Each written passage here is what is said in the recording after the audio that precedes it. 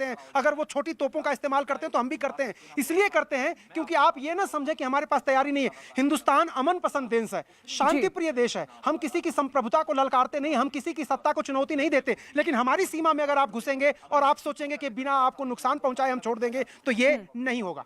बिल्कुल, अब ये नहीं होगा। नीमू फॉरवर्ड पोस्ट वहां की और जानकारी के लिए संदीप बोन हमारे सहयोगी जुड़ गए हैं। संदीप, बताइए, जिस इलाके में इस वक्त प्रधानमंत्री मोदी मौजूद है वो किस तरीके का इलाका है?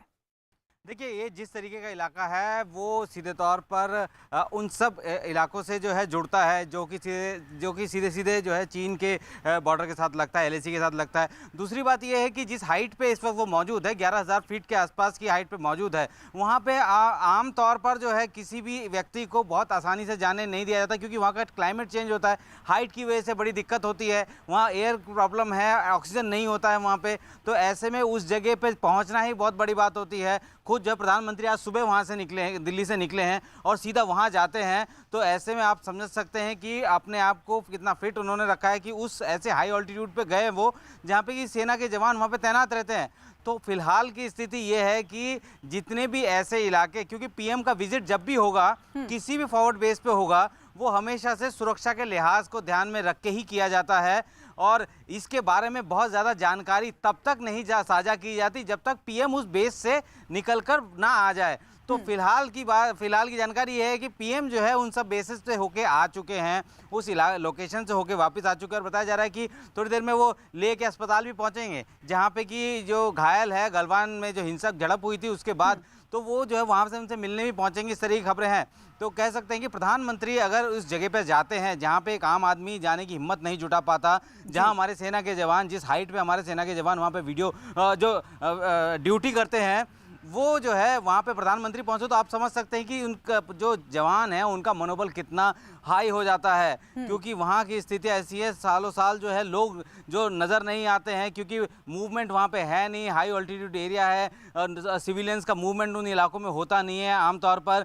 ऐसे में अगर प्रधानमंत्री वहाँ जा रहे हैं और इस तरीके के तनाव के सिचुएशन में जो है वहाँ पे बात कर रहे हैं सेना के जवानों से, तो ये एक बहुत बढ़िया और बहुत बड़ा मैसेज है। और शायद यही वजह है कि आज जो है रक्षा मंत्री को जाना था वहाँ पे सेना प्रमुख के साथ, लेकिन अचानक जो है उनका रिशेड्यूल हुआ विजिट, और उसके तक जो है ये जानकारी नहीं दी गई किसी को कि आखिर इनका विजिट रिशेड्यूल क्यों हुआ। लेकिन प्रधानमंत्री के दौरे को में जाना था उनको, इसीलिए जो उनका रिशेड्यूल हुआ है। तो कह सकते हैं कि इस वक्त जो है काफ़ी मनोबल जो है वहाँ पे लोगों का बड़ा होगा।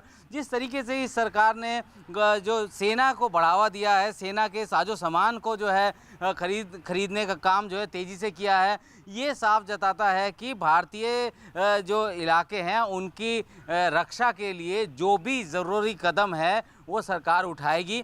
जैसे कल हम लोगों ने देखा कि किस तरीके से 39,000 करोड़ के आसपास का जो है जो प्रोक्योरमेंट के लिए जो है डीएसी ने अप्रूव किया, जिसमें ऐसे हथियार थे जिनका डेवलपमेंट चल रहा है और उसका जो प्रोडक्शन है वो टोटल इंडिजीनियस है, ताकि हमें किसी दूसरे देश के ऊपर निर्भर रहना ही ना पड़े। निर्भय मिसाइल है, निर्भय मिसाइल जो है वो पूरी तरीके से इंडिजीनियस है, 1000 किलोमीटर मार करती है वो। तो ऐसे में ये जो ताकत है उसको बढ़ाने का काम जो है सरकार ने किया है अब तक, और अब प्रधानमंत्री वहाँ पे है। और क्योंकि पहले से जो है कभी भी प्रधानमंत्री का कोई भी दौरा जो है उसके बारे में जानकारी नहीं दी जाती है, खुलासा नहीं किया जाता सुरक्षा कारणों की वजह से। और यही वजह है कि आज का जो उनका दौरा है उसके बारे में भी जानकारी किसी को नहीं थी। जब पीएम वहां पहुंचे, उतरे और उन्होंने जो है विजिट किया, उसके बाद जो है जानकारी साझा की कि प्रधानमंत्री वहां गए हैं। इससे पहले भी कई और ऐसे भी हाई ऑल्टीट्यूड और ऐसे बॉर्डर एरियाज में भी वो जब गए तब उनके विजिट का कभी भी कोई जानकारी किसी को नहीं दी जाती थी। संदीप, लेकिन ये बात कह रहे हैं अरुण के जो झड़प के दौरान जो जख्मी हुए थे जवान, उनसे मिलने के लिए प्रधानमंत्री पहुंचेंगे, इस तरह की जानकारी है, वही जो बात हम कह रहे थे।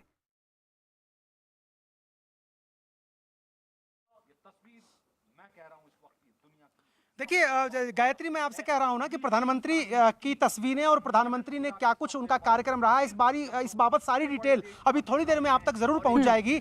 मैं इसलिए कह रहा हूं कि कयास लगाना या सिर्फ संभावना व्यक्त करना ठीक नहीं होगा, क्योंकि प्रधानमंत्री जब फॉरवर्ड पोस्ट पर जाकर के वहां दौरा करते हैं तो उन्होंने सैनिकों से जो बात की उसमें से किस बात को हमें रिलीज करना चाहिए, किस बात पर हमें बहस करनी चाहिए, किस बात को रिलीज नहीं करना चाहिए, कौन सी बात इंटरनल सिक्योरिटी के लिए जरूरी है, कौन सी बात एक्सटर्नल सिक्योरिटी के लिए संवेदनशील दलील है। इसलिए मैं कह रहा हूं कि हमें रुकना चाहिए। प्रधानमंत्री कहां जा रहे हैं, किनसे मिल रहे हैं, क्या बात कर रहे हैं, ये बातें राष्ट्रीय सुरक्षा के हित में जितनी बतानी जरूरी है उतनी ही बताई जाएंगी और उतनी ही बताई जानी चाहिए। हर राष्ट्र ये करता है, हर राष्ट्र ये करना चाहिए उसको। और जिस वक्त भारत और चीन की सीमा पर तनाव जबरदस्त है, दो मोर्चे पर लड़ाई लड़ने के लिए हमको हो सकता है कि आगे हमारे सामने चुनौती आ जाए। एक तरफ पाकिस्तान है, चीन है, और पाकिस्तान चीन का पपेट है। पाकिस्तान की अपनी कोई विदेश नीति नहीं, उसका कोई फैसला नहीं है। चीन अगर उससे कहेगा कि हम इधर से मोर्चा खोल रहे हैं, आप उधर से खोल दीजिए, तो पाकिस्तान एक झटका उसको लगेगा, क्योंकि चीन ने पूरी अर्थव्यवस्था कैप्चर कर रखी है पाकिस्तान की।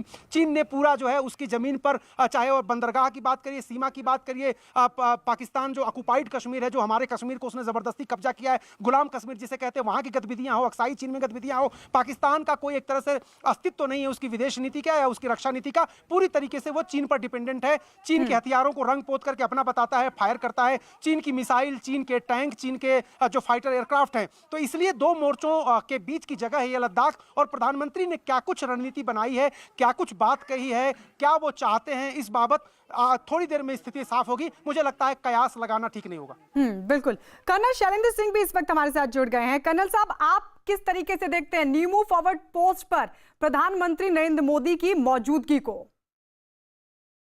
देखिए, पहले तो मैं आपको ये बता दूं, जो मैं अभी सुन रहा था कि लोग कयास लगा रहे हैं। भाई, जिसे कयास लगाना है लगा लीजिए। देश में पहली बार ऐसा हो रहा है। मैं कहता हूं, प्राइम मिनिस्टर ने एक नया प्रोटोकॉल खड़ा कर दिया है। आज के बाद, आज से आगे हमेशा हर प्राइम मिनिस्टर के ऊपर ये जिम्मेदारी आ जाएगी कि जब भी कभी कहीं बॉर्डर पर कुछ होता है, उसे वहां पहुंचना चाहिए या नहीं, ये अपने आप में एक मॉरल वैल्यूज के तौर पर कोट किया जाएगा, देखा जाएगा।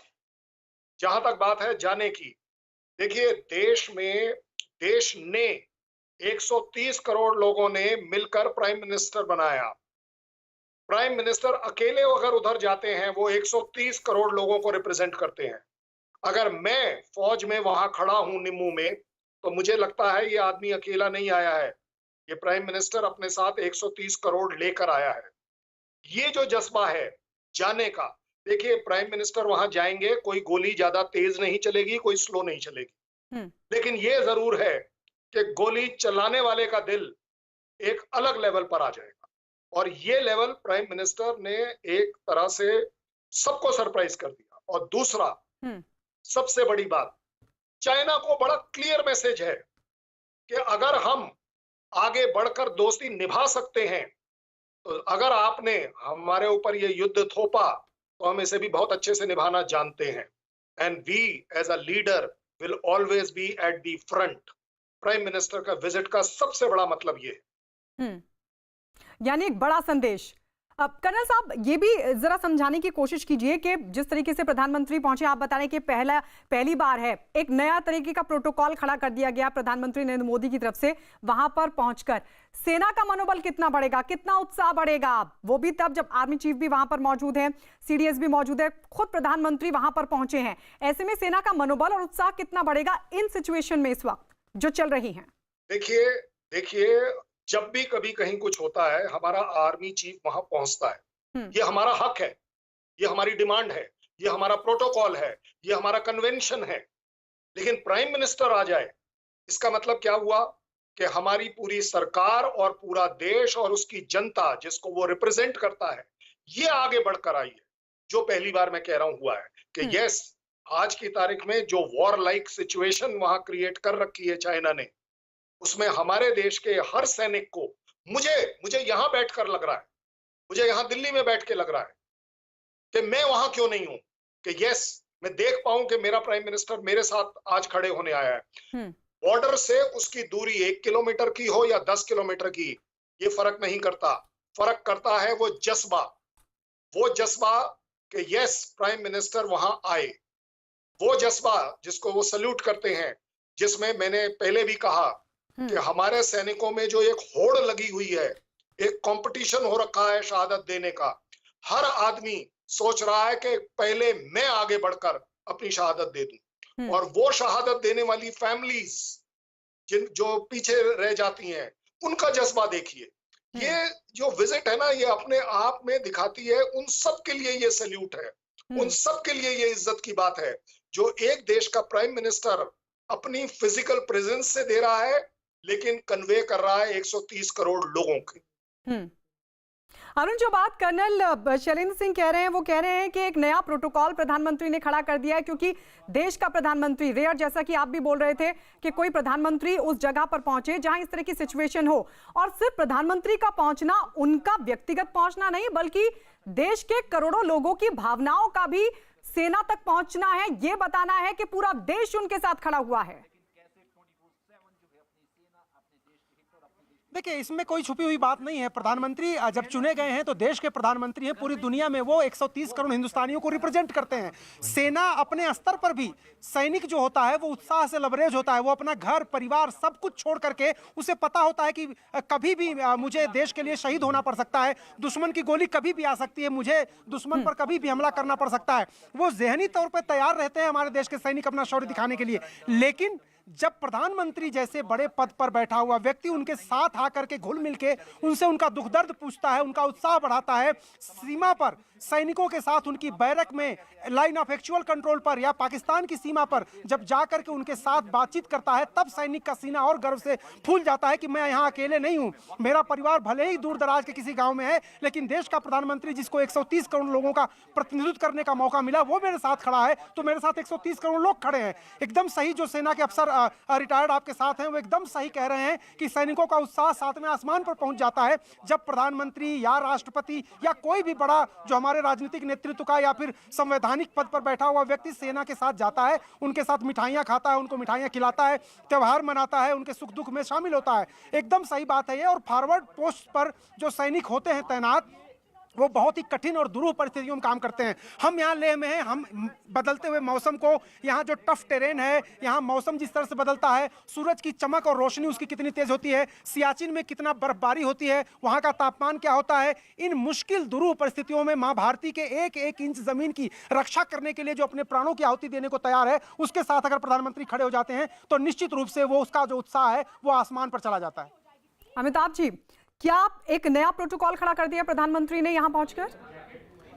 देखिए, प्रोटोकॉल तो मैंने बार बार यही कहा है कि फ्रंट से लीड करते हैं प्रधानमंत्री और यही संदेश देते हैं कि आप किसी भी मुश्किल में हो, खुशी में हो या आप किसी कष्ट में हो, मैं सबसे पहले पहुंचूंगा और मैं इंस्पेक्शन भी करूंगा, मैं आपसे मिलूंगा भी, चाहे तूफान अम्फन आने का मामला हो, चाहे भूकंप पीड़ित मामला हो, चाहे किसी भी प्राकृतिक आपदा का मामला हो। प्रधानमंत्री हमेशा लगातार विजिट करते रहे हैं और जाकर कोई ना कोई पैकेज अनाउंस करते रहे हैं। पिछले 6 साल के उनके कार्यकाल की सबसे बड़ी उपलब्धि यही है, फ्रंट से लीड करना।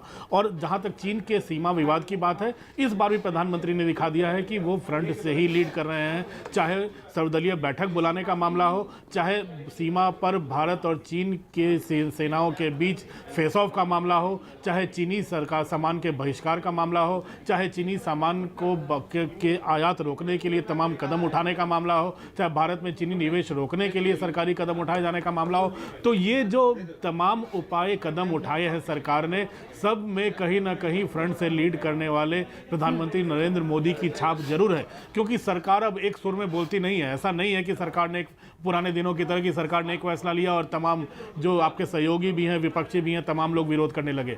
अब कम से कम पूरा भारत एक सुर में बोलता है, तो पूरी सरकार एक सुर में बोलती है और प्रधानमंत्री मोदी फ्रंट से लीड करते हैं और उसकी यही उदाहरण उन्होंने पेश किया है। आपको याद होगा जब संसद पे हमला हुआ था, तब अटल बिहारी वाजपेयी श्रीनगर गए थे और वहाँ पर कहा था, आर पार की लड़ाई की बात का उन्होंने ऐलान किया था और हमारी सेनाओं का किस तरह से बिल्डअप हुआ था। उसके बाद अब प्रधानमंत्री मोदी सीधा लेह नहीं उतरे। प्रधानमंत्री लेह उतरकर उस मुश्किल इलाके में गए हैं, दुर्गम इलाके में गए हैं, जिसे नीमू कहते हैं। नीमू इलाका जंस्कार वैली में है, जो सीमा चीन की तरफ भी जाती है, जो सीमा कारगिल की तरफ भी जाती है। एक ऐसी सीमा जहां तक पहुंचना आम आदमी के लिए तो असंभव है ही, जवानों को भी पहुंचाना वहां काफी दुर्गम काम होता है। और प्रधानमंत्री अगर वहां गए हैं तो ये सीधा सा संकेत है कि मैं फ्रंट से लीड कर रहा हूं, आप चिंता मत करो, आपके को पहुंचाना, आपके लिए आपके परिवार की रक्षा करना और आपके लिए तमाम चीजें मुहैया कराना, साजो सामान से लेकर आपके कपड़े और बर्फ पर चलने वाले जूते से लेकर स्नो स्कूटर,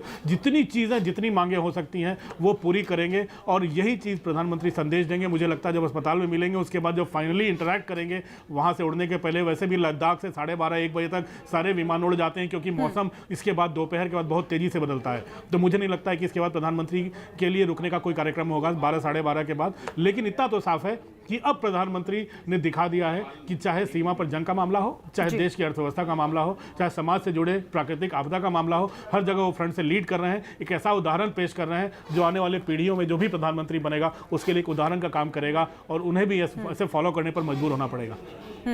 बिल्कुल, और सेना के साथ खड़े होकर प्रधानमंत्री नरेंद्र मोदी ने एक नई परंपरा की शुरुआत भी कर दी है। कर्नल साहब, यहां से कारगिल भी दूर नहीं है और पाकिस्तान के साथ मिलकर चीन इन दिनों किस तरीके की साजिश रच रहा है वो भी सबके सामने है। तो क्या ये संदेश पाकिस्तान को भी होगा? मैं तो कह रहा हूं पूरे वर्ल्ड को होगा।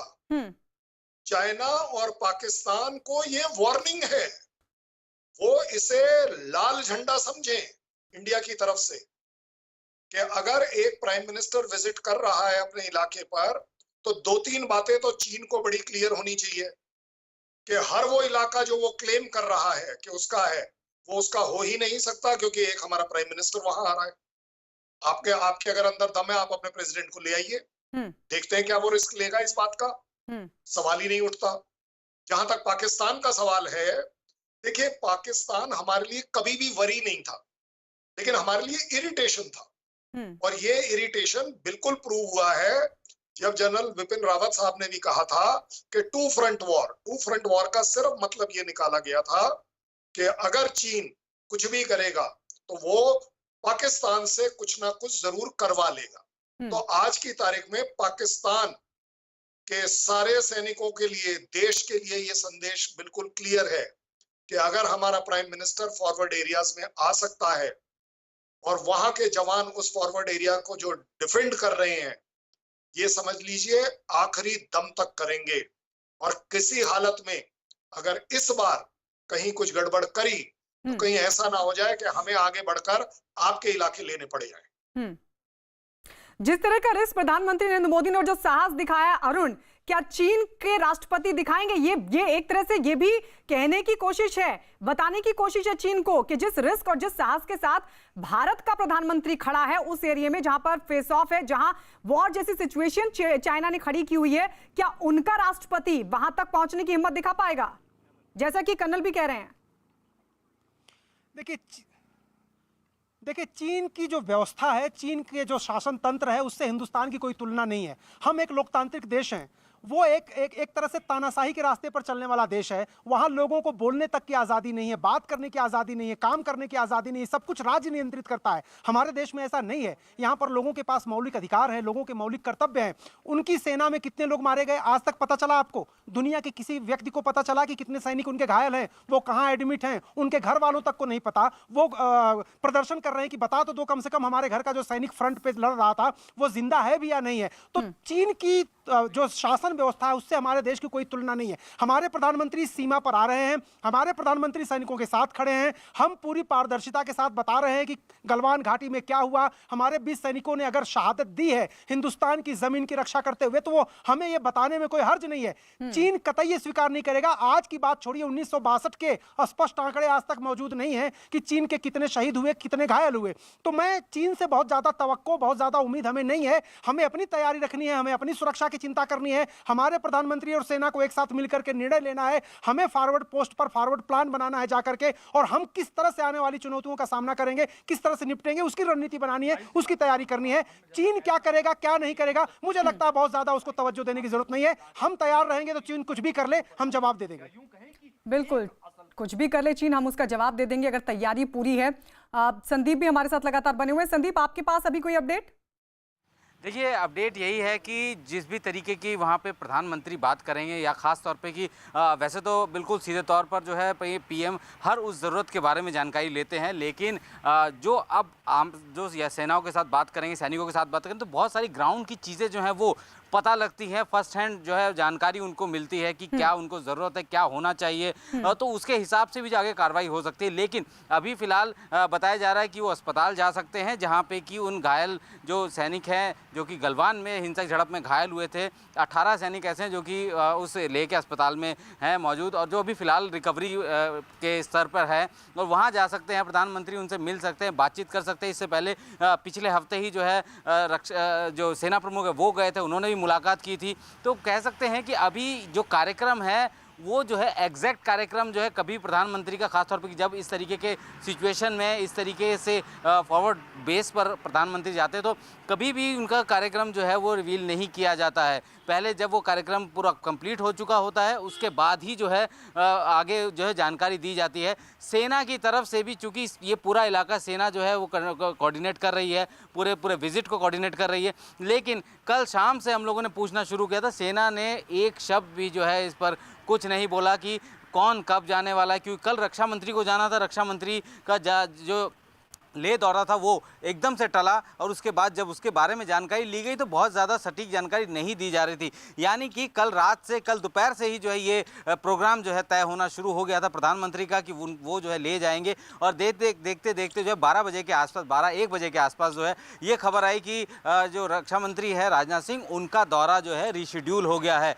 और उसके बाद से ही जो है, चूँकि प्रधानमंत्री के दौरे के दौरान जो है कभी भी कोई भी ऐसी चीज़ें नहीं सुरक्षा कारणों के चलते जो है जाहिर की जाती है। आपको याद होगा कि जब से प्रधानमंत्री मोदी जो है प्रधानमंत्री की कुर्सी पर बैठे हैं, तब से जितने भी त्यौहार होते हैं वो जवानों के साथ मनाते हैं, सीमा पर जाके उन लोगों के साथ मनाते हैं जो कि सीमा की रक्षा कर रहे हैं वहाँ पे। और उस वक्त भी जो है उनके किसी भी जो है विजिट का कोई भी इंफॉर्मेशन फ्लो नहीं दिया जाता, क्योंकि सुरक्षा कारणों से चलता है, क्योंकि वो फॉरवर्ड बेसिस पे जा रहे हैं। और उनके विजिट के बारे में अगर जानकारी मिल जाए तो आप समझ सकते हैं कि इश्यूज़ हो सकते हैं। तो यही वजह है कि अभी फ़िलहाल कार्यक्रम के मद्देनज़र जो है, जो जिस तरीके की स्थितियाँ बता रही हैं कि वो ले के अस्पताल में जा सकते हैं, जहाँ पे कि घायलों को रखा गया है। और कहा जा रहा है कि आज ही वो जो है वापस भी आ जाएंगे, क्योंकि जैसे अमिताभ जी ने भी बताया कि वहाँ का जो है सिस्टम, जो वहाँ का जो एटमॉस्फेयर है, वो जैसे जैसे गर्मी बढ़ती रहेगी वैसे वैसे वहाँ जो वहाँ का एयर है उसका मॉइस्चर जो है कम होने लगेगा, और एयरक्राफ्ट उस वक्त जो है टेक ऑफ जो है ले से नहीं कर पाता है।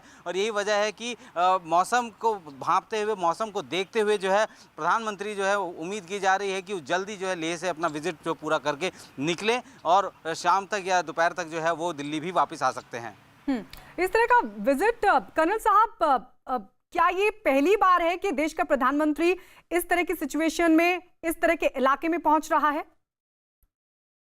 देखिए, प्राइम मिनिस्टर्स फॉरवर्ड एरियाज में जाते रहे हैं, कोई बड़ी बात नहीं। लेकिन जब बात गर्मा गर्मी में चल रही है, जिस तरीके का सिचुएशन इस समय लद्दाख में है, जिसको बोलते हैं ना नियर वॉर सिचुएशन, वॉर से सिर्फ हम एक कदम पीछे हैं। ये सिर्फ चाइना ने डिसाइड करना है कि वो अपने घर वापस जाएगा या नहीं जाएगा।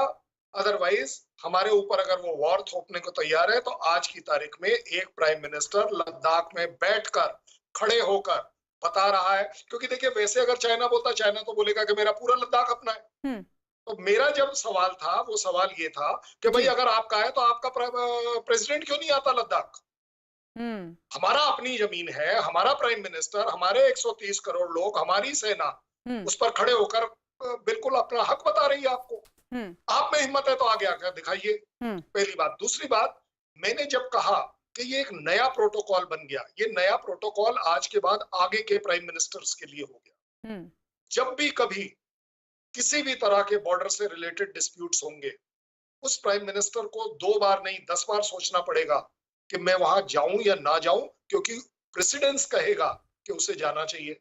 कि जब देश की सुरक्षा की बात आती है तो प्राइम मिनिस्टर क्यों नहीं जाना चाहिए, ये सबसे बड़ी बात है। क्योंकि जब प्राइम मिनिस्टर जाता है तो वो अकेला नहीं जाता, वो 130 करोड़ दिल साथ लेकर जाता है, दिखा कर आता है। जहां तक बात है फॉरवर्ड एरिया और non forward, prime minister thick से चले गए।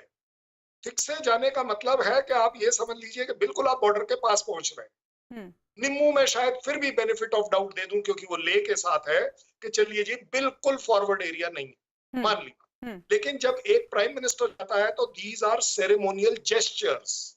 आप कहीं जाकर सिर्फ ये दिखाते हैं कि यस मैं आपके साथ हूं। Forward area, backward area, middle area, ये सब बेकार है। बात है कि आज वो इंसान, वो प्राइम मिनिस्टर अपनी लीडरशिप पूरे देश को लेकर लद्दाख में हाजिर है। आज की तारीख में मेरे हिसाब से 130 करोड़ लोग लद्दाख में हाजिर हैं। अरुण जी, जिस तरीके से कर्नल शैलेंद्र बोल रहे हैं, कह रहे हैं कि जाते तो पहले भी प्राइम मिनिस्टर्स रहे हैं, लेकिन आज प्रधानमंत्री नरेंद्र मोदी की मौजूदगी इसलिए खास हो जाती है क्योंकि जो सिचुएशन फिलहाल वहां पर चल रही है, उस सिचुएशन में किसी प्रधानमंत्री का जाना अपने आप में बहुत महत्वपूर्ण हो जाता है।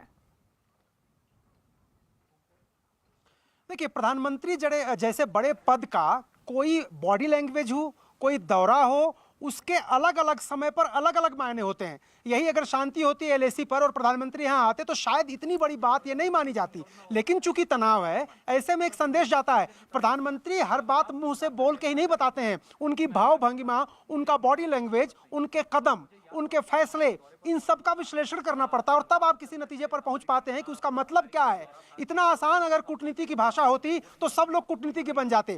कूटनीति में आपके कदम, आपकी भाव भंगिमा, आपके इशारे, आपके दौरे, आपकी बात, आपका मूड, आपके चेहरे की चमक, आपकी आंखों के इशारे, आपकी आंखों की चमक, आपकी बॉडी लैंग्वेज, सब कुछ पर निर्भर करता है कि आप किस तरह का संदेश देना चाहते हैं। बस पढ़ने वाला होना चाहिए, हर बातें बताई नहीं जाती हैं। तो जरूर ये बात सच है कि जब फॉरवर्ड पोस्ट पर तनाव है, गलवान में हमारे 20 सैनिक शहीद हुए हैं, चीन के 43 सैनिकों की भी जान गई है, माहौल बहुत टेंस है, चीन वहां पर बिल्डअप कर रहा है, तिब्बत में उसकी सेना लगी हुई है, वो 2 नए हेलीपैड बना चुका, वो एयरपोर्ट बना रहा है, वहां पर उसके टैंक हैं, उसकी तोपें हैं, सेना की मौजूदगी है। पैंगोंग सो लेक के पास वो 80 मीटर चौड़ा बोर्ड लगा देता है, दौलत बेग ओल्डी की तरफ बढ़ने की कोशिश करता है, डेप्सोंग में मोर्चा खोलने की कोशिश करता है, नाथुला में मोर्चा खोलने की कोशिश करता है, पैंगोंग सो लेक के पास मोर्चा खोलता है, जो फिंगर 4 पेट्रोलिंग पॉइंट 14 है वहां पर मोर्चा खोलने की कोशिश करता है। तो इस परिस्थिति में अगर प्रधानमंत्री दौरा करते हैं तो उसके यही मायने हैं कि संभल जाओ, समझ जाओ कि हम अपनी सुरक्षा को लेकर, तैयारी को लेकर कितने संजीदा और गंभीर हैं। आप बातचीत से मसला सुलझाना है तो ठीक है, वरना हम तैयार। कर्नल शैलेंद्र, चाइना कहां कहां मोर्चा खोलना चाहता है, सोचता है, क्या करता है, अब वो सारी बात जमीन पर रेत हो गई, क्योंकि अब 130 करोड़ लोग लद्दाख में हाजिर हैं। प्राइम मिनिस्टर वापस जरूर आ जाएंगे फ्लाइट से, लेकिन वो जो 130 करोड़ के दिल वहां जो जोड़ दिए उन्होंने आज की तारीख में, इसका कोई पैरेलल नहीं है। ये हर उस सैनिक को, हर उस चाइनीज को भी बताता है कि जरूरत पड़ने पर 130 करोड़ लोग लद्दाख में आने को तैयार हैं, लेकिन हम अपनी जमीन आपके पास किसी हालत में नहीं जाने देंगे। पहली बात। दूसरी बात, नंबर गेम। पूरी दुनिया बोलती है चाइना के पास ये है, चाइना के पास वो है। मैं जानना चाहता हूं चाइना के पास क्या वो एक चीज है जो हमारे पास है? शहादत देने की, शहादत देने की फितरत, शहादत देने की होड़ जो हमारे यहाँ है, चाइना दे सकता है? जब मैं कहता हूं कि उनके प्राइम मिनिस्टर, उनके प्रेसिडेंट विजिट करके दिखाए, उसका मतलब ये है कि आप फॉरवर्ड एरिया में आने का जज्बा रखते हैं, हिम्मत रखते हैं। मैं रखता हूं। मैं आज आपके टेलीविजन के थ्रू बोलता हूं कि अगर जरूरत पड़ रही है नंबर गेम में, बुला लीजिए 50 लाख एक सर्विसमैन, एक कॉल पर पैदल पहुंच जाएंगे। एक कॉल चाहिए सिर्फ आपके टीवी के माध्यम से। अगर आज आर्मी हेडक्वार्टर अनाउंसमेंट कर दे, कल सुबह तक आप देखिएगा कि क्या हालत हो जाती है एक सर्विसमैन की, जो आप अपने आप उस जगह पर पहुंचने के लिए राजी हो जाए। ये जो जज्बा होता है ना, ये जो आपके अंदर फीलिंग है जी, 130 करोड़ लोगों की जो फीलिंग आज प्राइम मिनिस्टर वहां कन्वे कर रहे हैं, ये हमारे लिए बहुत जरूरी है, ये हमारे लिए इंपॉर्टेंट है। बिल्कुल, ये हमारे लिए इंपॉर्टेंट है, ये हमारे लिए जरूरी है। और ये फ्रेश विजुअल्स हम दिखा रहे हैं, ताज़ा तस्वीरें आप देख रहे हैं प्रधानमंत्री नरेंद्र मोदी की मौजूदगी की। लेह की तस्वीरें आप देख रहे हैं जहां पहुंचे हैं प्रधानमंत्री नरेंद्र मोदी, और उनकी मौजूदगी बेहद खास, एक नई परंपरा की शुरुआत, वो भी तब जब चाइना की तरफ से इस तरह की सिचुएशन को क्रिएट कर दिया गया है। जैसा कि रक्षा विशेषज्ञ कर्नल शैलेंद्र बता रहे हैं कि वॉर सिचुएशन चाइना की तरफ से क्रिएट किया गया। पहले भी प्रधानमंत्री जाते रहे हैं, सेना से मिलते रहे हैं, बॉर्डर पर दौरा होता रहा है, लेकिन आज के हालात में प्रधानमंत्री अगर वहां पहुंच रहे हैं तो उस मौजूदगी के कई मायने हैं। ये तस्वीर भी आप देखिए, प्रधानमंत्री नरेंद्र मोदी, उनके साथ सीडीएस बिपिन रावत और साथ ही आर्मी चीफ एमएम नरवणे भी मौजूद हैं। और ऐसे में सेना का हौसला 7वें आसमान पर होगा, इसमें कोई संदेह नहीं है। तो ये तस्वीर हम आपको दिखा रहे हैं, चीन से तनातनी के बीच प्रधानमंत्री नरेंद्र मोदी लेह पहुंचे हैं। और इस वक्त हमारे साथ रिटायर्ड ब्रिगेडियर विनोद दत्त भी, रक्षा विशेषज्ञ, इस वक्त जुड़ चुके हैं। विनोद दत्त जी, आप इस दौरे को किस तरीके से देखते हैं? देखिए, ये प्रधानमंत्री जी का जो सरप्राइज दौरा है, ये एक बहुत बड़ा मोरल बूस्टर रहेगा भारतीय सेनाओं का जो मोर्चे पे खड़ी हैं। इसके दो फायदे होंगे। पहली बात, प्रधानमंत्री जी जमीन पे जायजा ले सकते हैं कि जो भारत की सेनाएं हैं उन्होंने क्या पराक्रम दिखाया है। दूसरा, जो उनका मोरल है वो एकदम स्काई रॉकेट करेगा और वो जानते हैं कि हमारा प्रधानमंत्री या हमारा जो लीडर है वो हमारे साथ है आज। तीसरी चीज जो है वो ये है कि जो लेफ्टिनेंट जनरल लेवल की वार्ताएं हुई हैं, जनरल हरिंदर GOC 14 कोर उनको पर्सनली ब्रीफ करेंगे और वहाँ भारत का जो टॉप लीडरशिप है, जो टॉप मिलिट्री लीडरशिप है, CDS, chief of the army staff, northern army commander और GOC 14 कोर, वो उन नुक्तों पे बात करेंगे या वो उन फाइन ट्यून करेंगे उस वार्ता को, और जो आदेश हैं या जो निर्देश हैं वो वहीं दे दिए जाएंगे। क्योंकि कुछ बातें इस तरह की होती हैं जो डिजिटल मीडिया से या राइटिंग में कन्वे नहीं की जाती हैं, इन पर्सन ही ब्रीफ किया जाता है जी। दूसरी चीज, प्रधानमंत्री जी के लिए भी ये बड़ी अच्छी बात है, क्योंकि देखिए, एक रिकॉनेसेंस अगर आप एक बार फिजिकली कोई चीज देख लेते हैं वो करीब 100 रिपोर्ट्स के बराबर होती है। तो प्रधानमंत्री जी को एकदम फर्स्ट हैंड इंफॉर्मेशन मिलेगी। और दूसरा, ये एक स्ट्रेटेजिक ब्रॉडकास्ट है विश्व के लिए कि देखिए, भारत के प्रधानमंत्री वो बिल्कुल लीड कर रहे हैं फ्रंट से, वो किसी किस्म की कोई गैप नहीं है। और जिस तरह के रूल्स ऑफ एंगेजमेंट में बदलाव आया है, अब सेनाओं को ये आदेश दे दिए गए हैं कि आप हथियार ले जा सकते हैं और फायर खोल सकते हैं जैसी सिचुएशन डिमांड करे या जो सिचुएशन मुनासिब हो। तो ये एक बहुत बड़ा मोरल बूस्टर है, क्योंकि सेना मैन मशीन मिक्स और मोरल पे काम करती है जी। क्योंकि जो ये चीनी सेना में नहीं देखा गया है, हमारी सेना सबसे बड़ी वॉलंटियर फोर्स है। बल्कि चाइना में वो क्या करते हैं कि वहां जबरदस्ती ड्राफ्टिंग होती है या लोगों को जबरदस्ती भेजा जाता है। और ये भी सुनने में आया है कि वहां लोग अपना जो ड्राफ्ट पीरियड है वो कंप्लीट करके सेना से भागना चाहते हैं। तो ये बहुत बड़ा फर्क है हमारी सेना में और चीन की सेना में।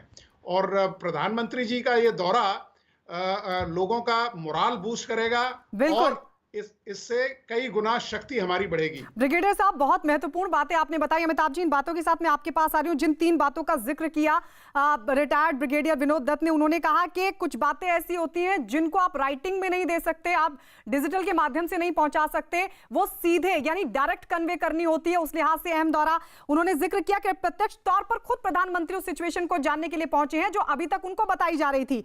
और साथ ही इस दौरे के जरिए ये दिखाने की भी कोशिश कि सरकार सेना के पीछे खड़ी है, फैसला सिर्फ सेना को लेना है।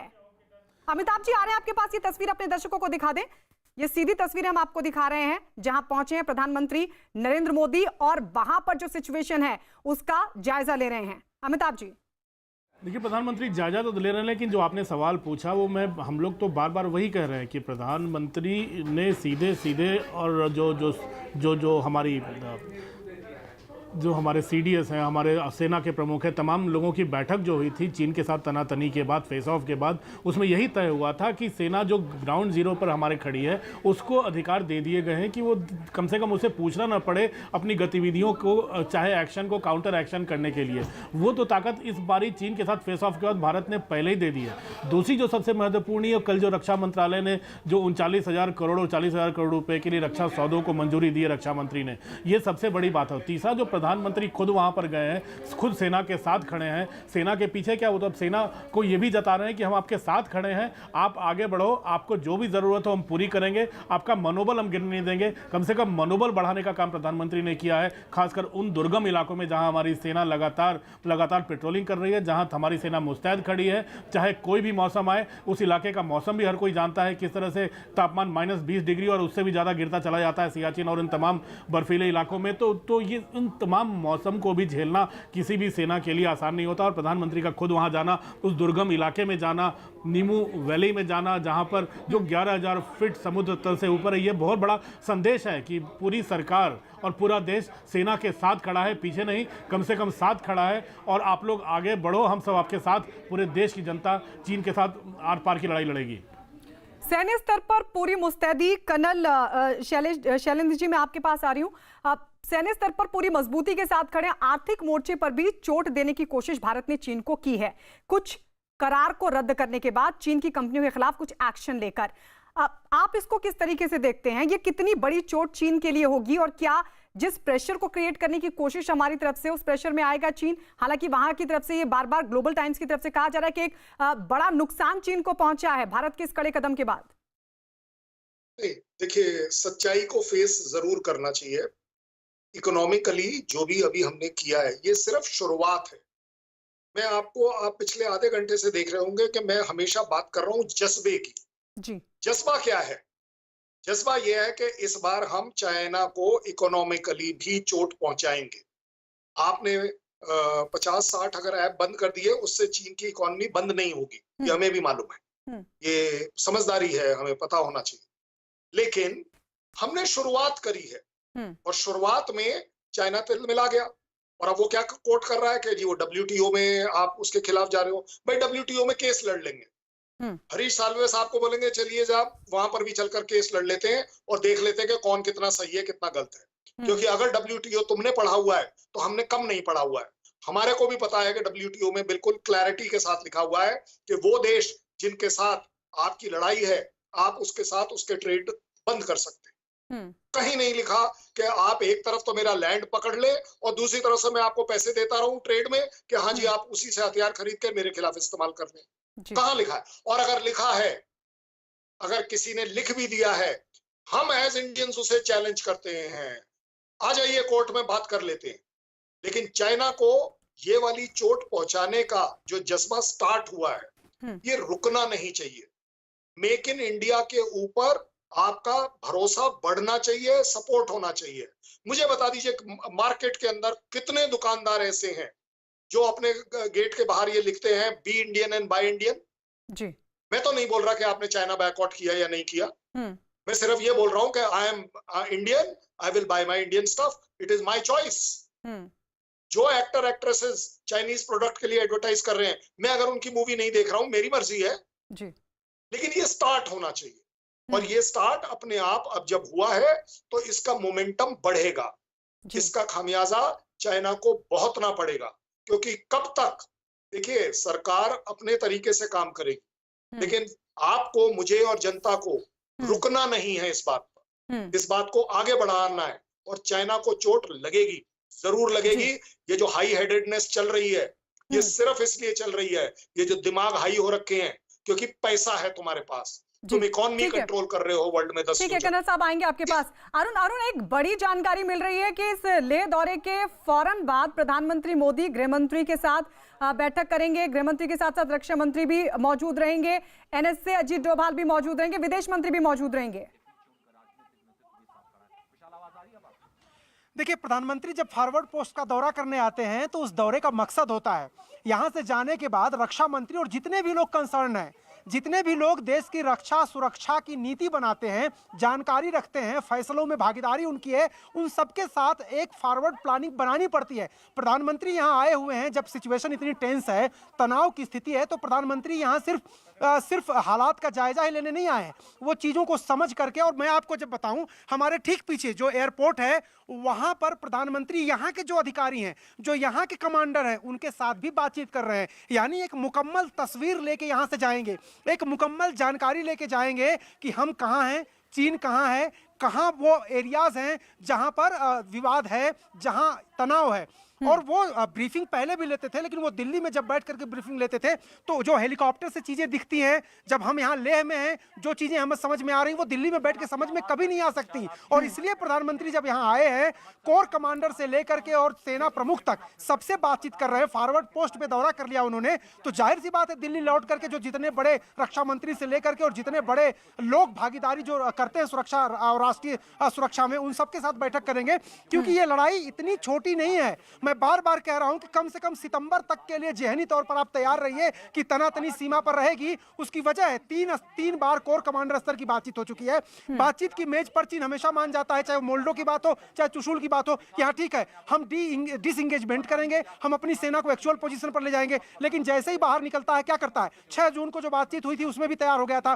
15 जून को गलवान में क्या हुआ? इसलिए हम कह रहे हैं कि हमें लंबी लड़ाई के लिए तैयार रहना होगा। हम उकसाएंगे नहीं, लेकिन अगर वो उकसाएंगे तो हमारे पास कोई दूसरा चारा भी नहीं है। और offence is the good defence ये कहा जाता है। हम फिलहाल रेस्ट्रेन हैं, हम एहतियात बरत रहे हैं, लेकिन चुनौती सामने आएगी तो जैसा कि 2 रिटायर्ड सैनिक भी कह रहे हैं आपसे और हम भी कह रहे हैं कि तैयारी मुकम्मल है, जज्बा जबरदस्त है और जो उत्साह है वो आसमान पर है।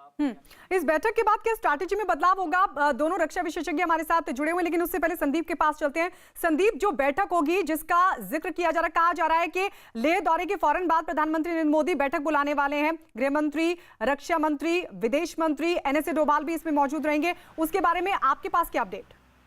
देखिए, बताया जा रहा है कि जिस वक्त यहाँ पे पहुँचेंगे शाम तक जो है हो सकता है कि एक बैठक का बुलाई है प्रधानमंत्री ने, और अभी उसकी बैठक के टाइम जो है अभी नहीं पता लग पा रहा है। लेकिन ये है कि शाम को जब अपने दिल्ली लौटेंगे वो रक्षा मंत्री के साथ, गृह मंत्री के साथ, विदेश मंत्री, साथ ही सुरक्षा अधिकारी जितने भी हैं अफसर, उनसे बातचीत करेंगे। उनसे बात करके उसके बाद कहीं ना कहीं एक कह सकते हैं कि नीति तैयार करने की कोशिश भी की जा सकती है। क्योंकि अब ये देखना दिलचस्प होगा कि जब हमारे यहाँ पे भारतीय सेना के सैनिकों को हम लोगों ने LAC के पास बढ़ाया था चीन की सेना के मुकाबले, तो चीन जिस तरीके से रिएक्ट करता था वो सबने देखा है। लेकिन अब चूंकि प्रधानमंत्री वहाँ गए हैं, अब देखना ये दिलचस्प होगा कि चीन किस भाषा में जो है अब इस पूरे विजिट को देखता है, किस भाषा में वो बात करता है, क्या उसकी जो बातचीत में जो तल्खी थी उसमें कमी आती है, ये देखना होगा। और ये उम्मीद की जा रही है कि थोड़ी देर में जो चीन की तरफ से जो उनका मुखपत्र कहा जाता है ग्लोबल टाइम्स में,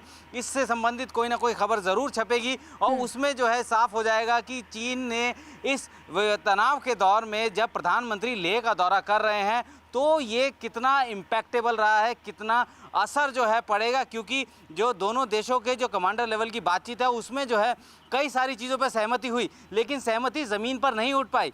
जब भी आखिरी बार जब 30 तारीख को बैठक हुई थी उसमें भी एक बात को लेकर सहमति हुई थी कि डिसंगेजमेंट का प्रोसेस है उसको जो है वॉच किया जाएगा, उसको ऑब्जर्व किया जाएगा। यानी कि 72 घंटे का इन्होंने समय रखा था। 72 घंटे में देखा जाएगा कि अगर सेना जो है उस इलाके से डिसंगेज नहीं किया उसके बाद ही दूसरा प्रोसेस शुरू होगा, अदरवाइज पहला प्रोसेस कंटिन्यू रहेगा। तो एक वॉचिंग सिस्टम जो है इन्होंने तय किया था। और अब जब प्रधानमंत्री ने वहाँ पहुँचकर जो है सारे मिलिट्री कमांडर्स के साथ जो है बातचीत कर ली है, बैठक हो चुकी है, सारी ब्रीफ उनको दे दी जा चुकी है, बाकायदा डायग्राम के साथ उनको सब कुछ समझा दिया गया है ऑन ग्राउंड। और जब वो यहाँ दिल्ली वापस आएंगे तो उनके पास एक ग्राउंड बेस का एक एक्सपीरियंस जो है उनके साथ जुड़ जाएगा। और वो जब सामने बात करेंगे बाकी सबसे कि अब आखिर करना क्या है। आर्थिक मोर्चों पे हम लोग जो है घेराबंदी हमने शुरू कर दी है और अब जो है सैन्य मोर्चे पर जो है हम लोग ये स्थिति है। तो ऐसे में ये देखना होगा कि जब फर्स्ट हैंड रिपोर्ट लेके जब सब बैठेंगे एक साथ तो कहीं ना कहीं कोई एक बड़ा कदम जो है उठाने की प्रधानमंत्री की तरफ से कोशिश। ब्रिगेडियर साहब, जैसा कि अरुण भी बता रहे थे कि बातचीत के टेबल पर हमेशा आता है चीन, कहता है कि हाँ उस तरह की स्थिति को बरकरार रखा जाएगा, सहमति बना लेता है, लेकिन फिर करता मनमानी ही है।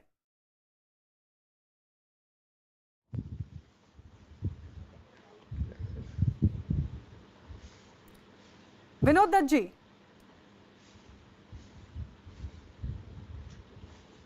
चलिए उनके पास चलेंगे। कर्नल शैलेंद्र भी हमारे साथ हैं।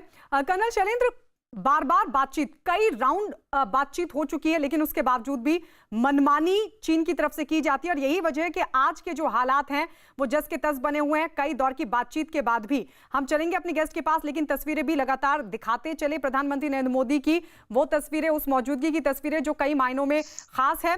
कर्नल शैलेंद्र, मैं आपके पास आ रही हूँ। जिस तरीके से बार बार बातचीत चीन के साथ चल रही है, आपको लगता है कि बातचीत से ही कोई समाधान निकल पाएगा? क्योंकि बार बार बातचीत में तो सहमति दिखा देता है चीन, लेकिन उसके बाद करता मनमानी ही है।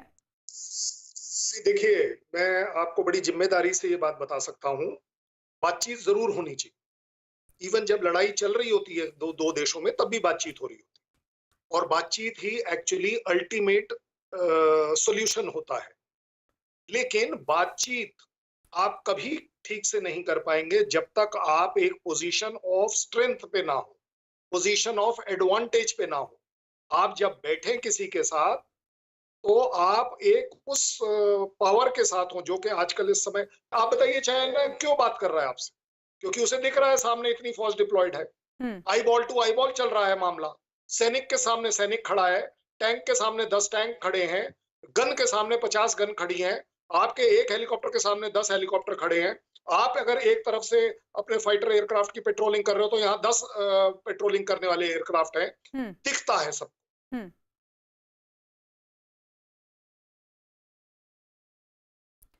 विनोद दत्त जी, आपको लगता है बातचीत की अब कोई गुंजाइश है? दोबारा बोलिए, मैं सुन नहीं पाया आपको। आपको लगता है कि बातचीत के जरिए कोई समाधान निकल सकता है, अब कोई गुंजाइश बचती है? क्योंकि जिस तरीके की सिचुएशन इस वक्त चाइना ने क्रिएट की हुई है। बिल्कुल, बातचीत से ही इसका हल निकलेगा। देखिए, लेकिन बातचीत का जो स्तर है, जो लेवल है, उसको हमें थोड़ा सा बढ़ाना पड़ेगा, क्योंकि अभी ये मिलिट्री लेवल टॉक्स पे डिपेंड नहीं करता है। जब तक चाइनीज आर्मी को ऊपर से आदेश नहीं आएंगे, मुझे नहीं लगता कि वो चीनी सेना पीछे जाएगी। तो अब ये लाजमी है, क्योंकि देखिए डिप्लोमेटिक चैनल्स पे बातचीत चल रही है, और चाइना एक बार एग्री कर जाता है, उसके बाद वो फिर वापस मुड़ जाता है।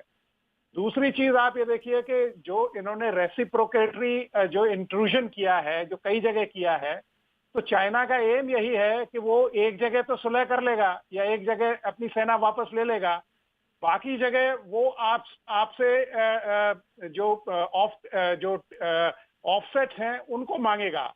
तो ये लाजमी है भारत के लिए कि जो हाईएस्ट लेवल पे अब बातचीत की जाए, क्योंकि जिस तरह का फेस ऑफ या स्टैंड ऑफ हो रखा है, उसके लिए प्रीमियर टू प्रीमियर लेवल की बात हो, और जो सीपीसी है वहां से चाइनीज आर्मी को आदेश आए, तब ये विड्रॉल पॉसिबल है। क्योंकि देखिए, चाइना फिंगर 4, फिंगर 8 एरिया जो पैगांगसो का है, वहां मेरा अपना मानना है कि वो 1 इंच पीछे नहीं हटेगा, क्योंकि उसको जो वाटर सोर्स है उसकी बहुत ज्यादा जरूरत है। आप ये देखिए, चीन का करीब 80-85% जो आबादी है वो ईस्टर्न चाइना में है, और वहां कोई ज्यादा विशेष वाटर सोर्स है नहीं।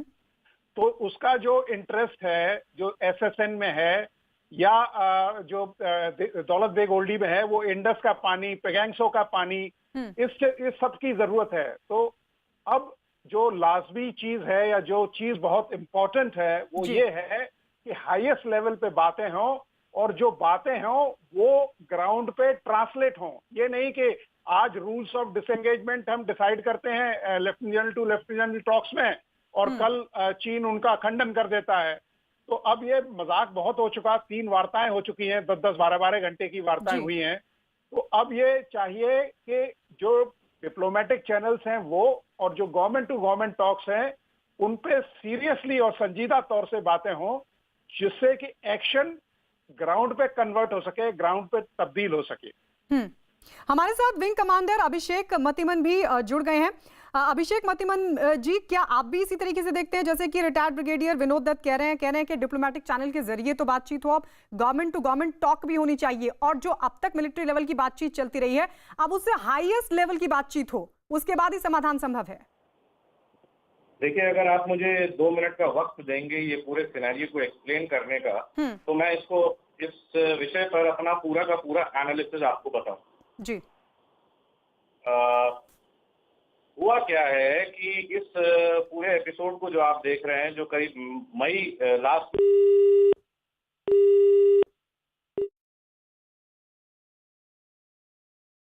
चलिए अभिषेक मतिमन जी से हम जानने की कोशिश करेंगे। कर्नल शैलेंद्र भी हमारे साथ है। कर्नल शैलेंद्र, आप इसको किस तरीके से लेंगे, क्योंकि अभी तक हमने कई स्तर की बातचीत तो कर ली, बावजूद इसके हालात जस के तस बने हुए हैं, चाइना का वही अड़ियल रवैया। आप जो बात कह रहे हैं, विनोद दत्त जी कह रहे हैं कि डिप्लोमेटिक चैनल्स के जरिए तो बातचीट हो, लेकिन हाईएस्ट लेवल की गवर्नमेंट टू गवर्नमेंट टॉक भी होनी चाहिए। देखिए, चाइना और पूरे विश्व को ये मैसेज बड़ा क्लैरिटी के साथ हो गया है। आप भाई लोग जिसने जो करना है कर लीजिए। हमारा तो बातचीत का मामला बिल्कुल क्लियर हो गया। हमारा प्राइम मिनिस्टर ग्राउंड पर आ गया, और जो ग्राउंड पर आ गया उसके आगे अब जिसने जो बातचीत करनी है वो कर ले। इसका मतलब कि लद्दाख जिसके ऊपर सो कॉल्ड आपका क्लेम है, जहां जहां आप LAC के बारे में बात कर रहे हो, वहां पर हमारा प्राइम मिनिस्टर जा चुका। आपको अगर ठीक लगे आप बातचीत कर लीजिए, आपको नहीं ठीक लगे और आप युद्ध थोपना चाहते हो तो आप देख लीजिए, आपके रडार भी बिल्कुल क्लैरिटी से दिखा रहे हैं कि हमारी सेना कितनी है, कहाँ है, क्या है। कोई चीज छुपी हुई नहीं है। लेकिन यस, इस सबको कहने के बावजूद ये एक बड़ी जिम्मेदारी की स्टेटमेंट है कि बातचीत के बिना परमानेंट सॉल्यूशन नहीं निकलते। मैं भी यही कह रहा हूं। लेकिन उसकी बातचीत का लेवल देखिए। आप मुझे एक बात बताइए, जब lieutenant general to lieutenant general जब जो बातचीत कर रहे हैं, आपको क्या लग रहा है अपनी मर्जी से कर रहे हैं? उनको उनके सरकार की कोई डायरेक्शन नहीं है। और अगर उसमें चाइना नहीं मान रहा, बातचीत करने के बाद हाँ करके और ग्राउंड पर नहीं मान रहा, इसका मतलब उसके गवर्नमेंट की मंशा क्या क्लियर नहीं है? दिखता नहीं है हमको? हमें ये सब दिखता है, लेकिन फिर भी हम बातचीत करते हैं। 15 तारीख को रात को इंसिडेंस हो गया, 16 तारीख की बातचीत कैंसिल थोड़ी ना हुई। ठीक है कर्नल साहब, फिर ये किस तरीके की रणनीति है, किस तरीके की रणनीति और उसके लिए किस तरीके की रणनीति हो, ये आपसे समझने की कोशिश करेंगे। अमिताभ जी हमारे वरिष्ठ सहयोगी भी हमारे साथ लगातार बने हुए हैं। अमिताभ जी, लेह में पहुंचना प्रधानमंत्री का, वहां सेना के जवानों से मुलाकात करना, और उसके बाद अब जो अहम बैठक की जानकारी मिल रही है कि लेह दौरे के बाद प्रधानमंत्री मोदी एक बैठक भी करेंगे, इन कड़ियों को जोड़कर कैसे देखें? देखिए, 2-3 चीज़ें मैं बताना चाहूँगा जो सरकार ने पहले ही साफ कर दी है। प्रधानमंत्री मोदी ने भी राष्ट्र के नाम संदेश में कह दिया, रक्षा मंत्री राजनाथ सिंह ने भी कह दिया है। उसमें सबसे पहली बात वही है कि फेस ऑफ हुआ तो हुआ, लेकिन जिस स्थान पर LAC में जहां पर हमारी सेना खड़ी है उससे पीछे नहीं हटने वाली, उस जगह को हम सुदृढ़ करेंगे। ये बात रक्षा मंत्री कह चुके हैं, ये बात प्रधानमंत्री पूरे देश को कह चुके हैं। दूसरी बात, उन्होंने ये भी कहा है कि उस स्थान को सुदृढ़ करने के लिए आपको जितनी भी मदद की जरूरत होगी सरकार करेगी। और तीसरी जो सबसे महत्वपूर्ण बात है, डिप्लोमेसी, कूटनीति, राजनीति के जरिए बातचीत का रास्ता खुला रहेगा और बातचीत के रास्ते इसको सुलझाने की कोशिशें जारी रहेंगी। मिलिट्री कमांडर्स लेवल पे 3 बारी बैठक हो चुकी है। जो आखिरी बैठक हुई उसमें कहा गया है कि आगे भी बैठकों का दौर चलता रहेगा। यानी भारत जिस तरह से आगे बढ़ा है और भारत जिस तरह से अपनी पोजीशन पे दृढ़ता के साथ लग गया है और पूरा देश और सरकार उसको सुदृढ़ करने में लग गए हैं, तो लगता है चीन की आंखों में ये भी खटक गया है और चीन ने अपने कदम वापस भले ही ना खींचे हों, लेकिन एक चीन को एक झटका जरूर लगा है कि भारत इस बार अपने तेवर बदल रहा है। तीसरी बात, बार-बार ये बात हो रही है इकोनॉमी को लेकर। इकोनॉमी में भी भारत सरकार ने जो कदम उठाए हैं, चीन को बड़ा झटका जरूर पहुंचा है। ये ठीक है, चीन की अर्थव्यवस्था बहुत बड़ी है, चीन दुनिया के बहुत बड़े शक्तिशाली देशों में माना जाता है, लेकिन जो भारत का झटका है और भारत के बाजार का झटका है, अगर धीरे धीरे अगर ऐसा ही होता रहा तो चीन के लिए इससे बड़ी बीमारी कोई नहीं हो पाएगी कि भारत जैसा मार्केट उसने खो दिया है। जहां तक बात करने की बात, प्रधानमंत्री और शी जिनपिंग, अभी जब तक 2 राष्ट्राध्यक्ष तभी बात करेंगे ना जब नीचे के स्तर पर तमाम बातों को सुलझा लिया गया हो और वो अंतिम हस्ताक्षर करें। लेकिन विदेश मंत्री स्तर पे, विदेश मंत्रालय स्तर पे बातचीत का दौर जारी है। हमें लगता है कि चीन अभी मानने को तैयार नहीं है, लेकिन अभी तनातनी का दौर अभी लगता नहीं है कि खत्म करने के मूड में है। अभी खत्म करने के मूड में नहीं है चीन। लेकिन इस बीच अपने दर्शकों को यह भी बता दें कि लेह के दौरे के बाद पीएम मोदी दिल्ली में बड़ी बैठक करेंगे। पीएम मोदी के साथ इस बैठक में गृह मंत्री, रक्षा मंत्री, विदेश मंत्री के साथ NS से अजीत डोभाल भी रहेंगे मौजूद। तो ये इस वक्त की अहम जानकारी जो लगातार हम अपने दर्शकों को बता रहे हैं कि बैठक होगी लेह के दौरे के बाद प्रधानमंत्री नरेंद्र मोदी की, जिसमें विदेश मंत्री, रक्षा मंत्री, गृह मंत्री के साथ साथ NS से अजीत डोभाल भी मौजूद रहेंगे और उसके बाद आगे की रणनीति पर किया जाएगा विचार। फिलहाल प्रधानमंत्री नरेंद्र मोदी लेह में मौजूद हैं। सेना, ITBP के जवान और वायुसेना के जवानों से उन्होंने मुलाकात की, बातचीत की, हौसला अफजाई की और उसके बाद अब यह जानकारी कि लेह के दौरे के बाद ये बैठक रणनीतिक लिहाज से ये कितनी अहम बैठक होगी अमिताभ जी? कर आते हैं और तमाम इन लोगों से मिलते हैं जो तमाम सीसीएस के सदस्य हैं, तो जाहिर तौर पर एक चर्चा तो होनी है, एक औपचारिक चर्चा जिसे कहते हैं, जो चीन की सीमा को लेकर होगी, जो प्रधानमंत्री ने फर्स्ट हैंड अकाउंट लिया उसको लेकर होगी। लेकिन ये तमाम लोगों का बैठना ये दिखाता है, ये जताएगा कि कैबिनेट कमेटी ऑन सिक्योरिटी के सारे सदस्य हैं और सबका बैठना जाहिर तौर पर भारत की चिंता और भारत का जो गंभीरता है सीमा पर हो रहे घटनाक्रम को लेकर ये जताता है। और प्रधानमंत्री जरूर अपने तमाम लोगों के साथ बैठकर उस पर मंत्रणा जरूर करेंगे कि आने वाले दिनों में क्या रणनीति हो, बातचीत किस तरह पे आगे बढ़ाई जाए और जो सीमा पर हमारे सैनिक मुस्तैद हैं उनको किस तरह से उनका मनोबल बढ़ाते रहा जाए।